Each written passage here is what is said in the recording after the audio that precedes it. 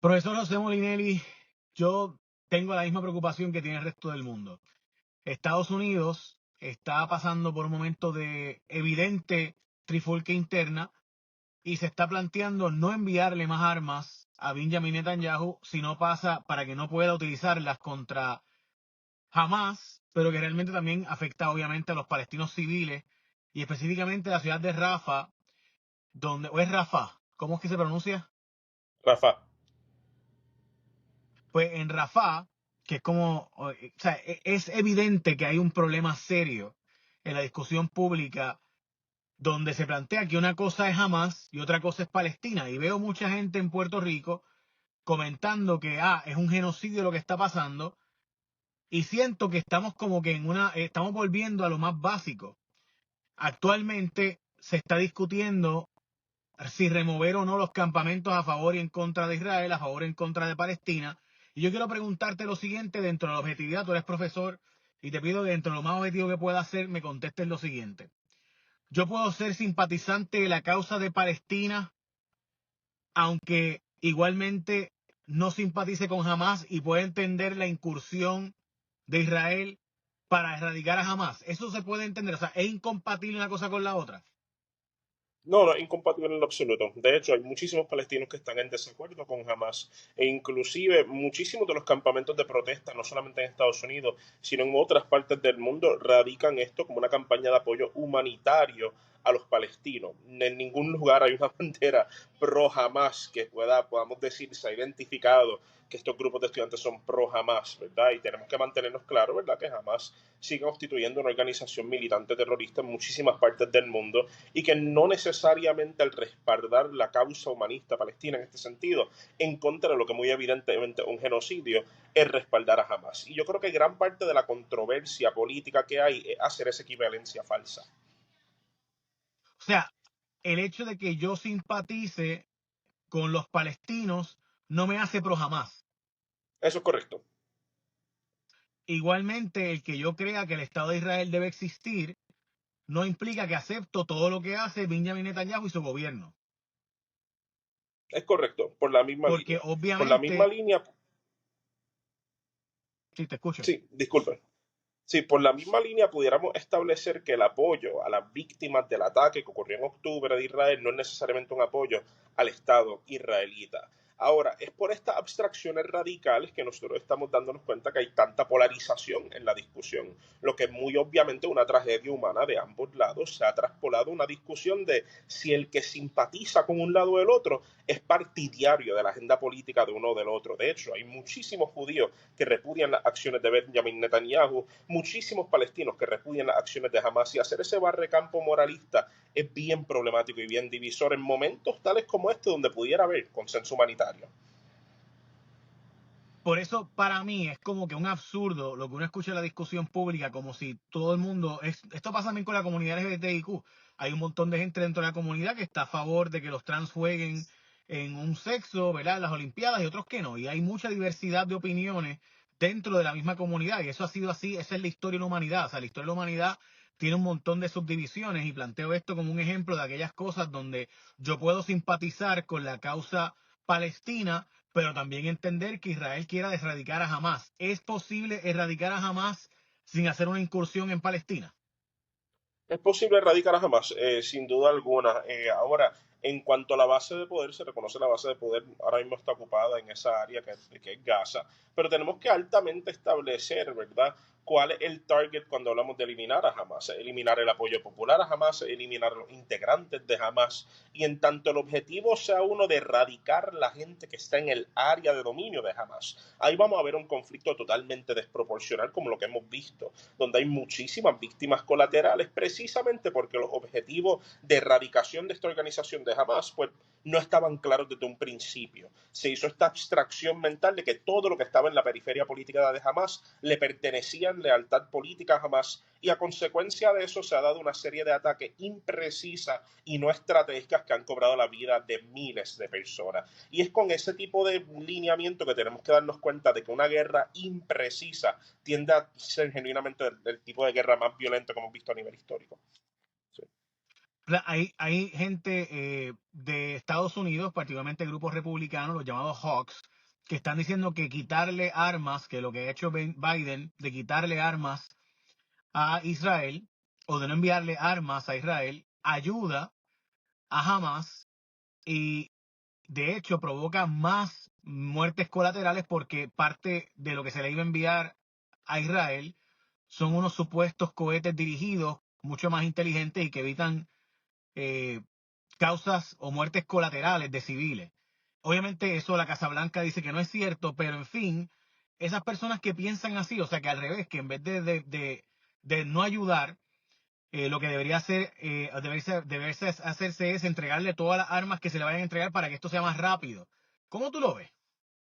Bueno, tenemos que entender que hay una diferencia entre la herramienta y el usuario de la misma, y hasta el momento el Estado israelita ha utilizado esta herramienta por cuán precisas y estratégicas sean y quirúrgicas en metodología para atacar áreas de frecuencia civil, dígase hospitales, carreteras, etcétera. Que yo entiendo la preocupación de la administración Biden en el sentido de que se reconoce que el problema no es la tecnología, es el usuario ahora mismo, y el usuario ahora mismo uno que está encomendado a la destrucción total de la periferia que pudiera ser considerada como parte de Hamas, totalmente falso en mi opinión, con mira a poder preservar poder político interno en Israel.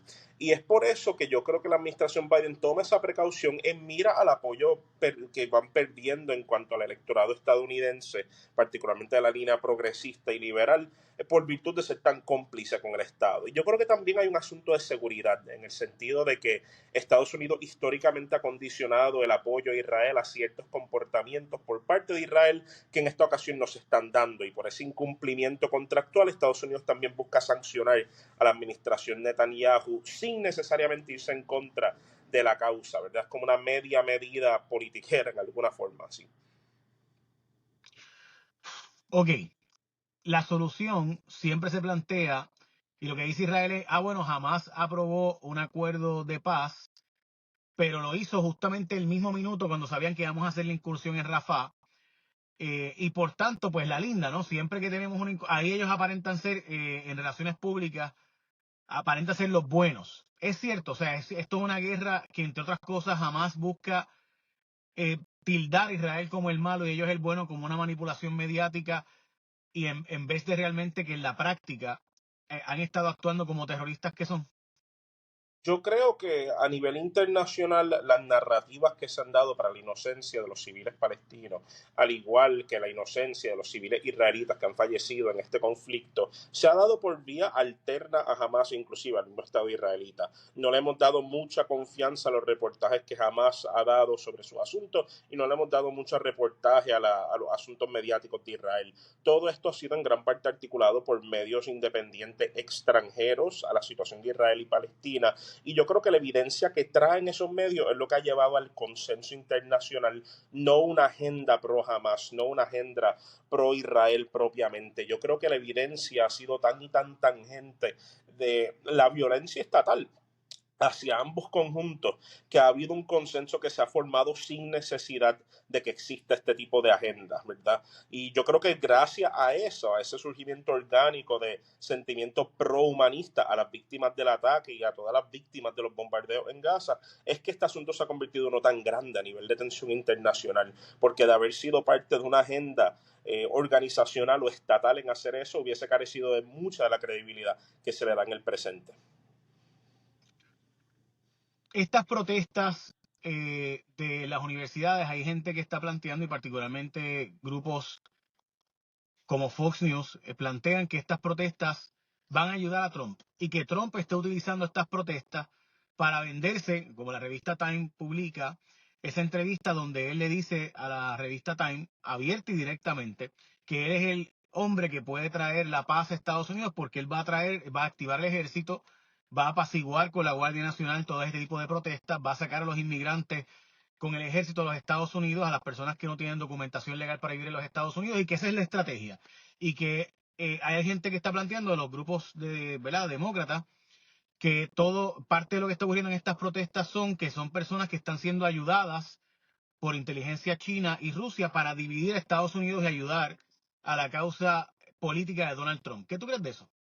Yo creo que no tenemos que apuntar necesariamente un plan o conspiración para hacer eso. Muchas veces la actuación política se aprovecha de la circunstancia que orgánicamente surge al momento y yo creo que ese es uno de los casos. Yo creo que no es tanto que ha habido una planificación para que estas controversias sean a favor de la campaña de Trump o que estén a favor de la influencia china en Estados Unidos, sino más bien la idea de que estos asuntos en coyuntura abren unas puertas de oportunidad que pudieran dar paso a ese tipo de apoyo. Y sí, históricamente en el descontento popular se ha radicado un tipo de oportunidad para que presidentes militantes, tantos como Trump, que aboguen por la intervención policíaca y militar en asuntos civiles, pues saquen más auge. Fue el caso de Andrew Jackson, entre otra gente. Así que no dudo para nada de que se pueda aprovechar de la oportunidad, pero también dudo altamente de que sea un intento organizado de conspiración para producir esa puerta de No, oportunidad. yo pienso, al igual que tú, mi impresión es que ellos lo que hacen es que aprovechan la coyuntura para ayudar, para empujar, o sea, para echarle más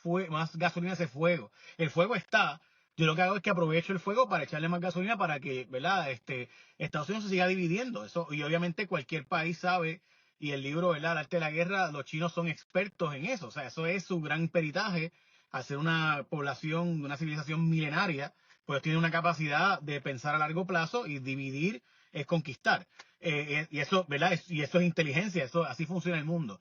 Profesor, la pregunta sería entonces, sería ingenuo de nuestra parte pensar que los enemigos militares, políticos y económicos no van a aprovecharse de situaciones internas para echarle más gasolina a ese fuego.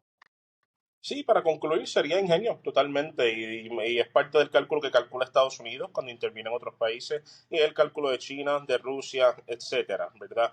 Es ingenuo porque parte de la inteligencia internacional es precisamente atender cuáles son los asuntos de gran división política interna para uno poder explotar eso. Ahora, ¿verdad? También es tan y tan común que deberíamos reconsiderar si vamos a ver esto como un tipo de conspiración cuando históricamente lleva ocurriendo, ¿verdad? Así que, en efecto, no dudo para nada de lo que se está haciendo.